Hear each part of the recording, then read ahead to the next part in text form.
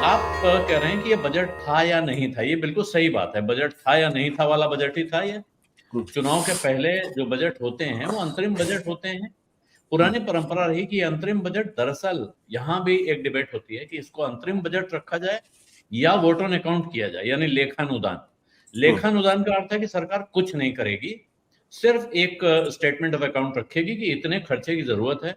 अगले चुनाव के बाद सरकार बनने तक सरकार या सरकार का कामकाज चलाते रहने के लिए उसका अप्रूवल हो जाता है, तो उसमें एक लाइन का भी एडिशनल स्टेटमेंट की आवश्यकता नहीं होती है।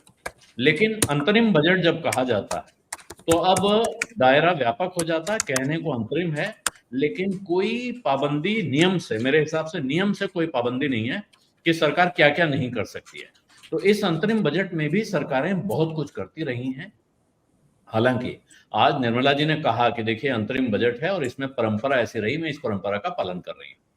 ये परंपरा ठीक 5 साल पहले इसी सरकार के पहले कार्यकाल में पीयूष गोयल जी वित्त मंत्री थे, अंतरिम वित्त मंत्री थे, क्योंकि जेटली साहब उस वक्त बीमार थे। उन्होंने ऐसा ही अंतरिम बजट पेश किया था और उसमें दो बड़े ऐलान उन्होंने किए थे। एक, टैक्स दरों में हेरफेर किया था, और दूसरा, जिसको बड़ा चमत्कारी ऐलान माना जाता है, जो उस वक्त राहुल गांधी जिस पेंशन की बात कर रहे थे उसके मुकाबले के लिए प्रधानमंत्री किसान सम्मान योजना आई थी, 6,000 रुपए किसानों के खाते में डालने वाली। तो ये सरकार अपनी परंपरा दिखा चुकी है।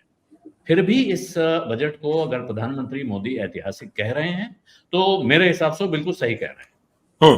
और इसकी वजह, जो दूसरी बात आपने कही कि प्रधानमंत्री और वित्त मंत्री ने कहा कि जुलाई में भी ये बजट हम पेश करेंगे, ये जो आत्मविश्वास है, ये आज का बजट दरअसल उस आत्मविश्वास का डॉक्यूमेंट है।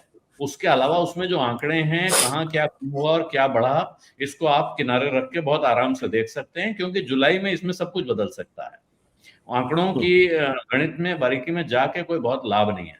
कुछ चीजें हैं जिनको अभी आप देखेंगे तो वो खुलेगा, लेकिन ये एक, पहली नजर में आप कहेंगे इस बजट में कुछ भी राजनीतिक नहीं है, चुनाव को देख के कुछ नहीं किया गया है। लेकिन ये इस सरकार का ये हौसला, ये भरोसा कि हम हर हाल में चुनाव जीतने जा रहे हैं, इतना हौसला है कि हमें इस बजट में ऐसा कुछ भी करने की आवश्यकता नहीं है जिससे हमें चुनाव जीतने में मदद मिले।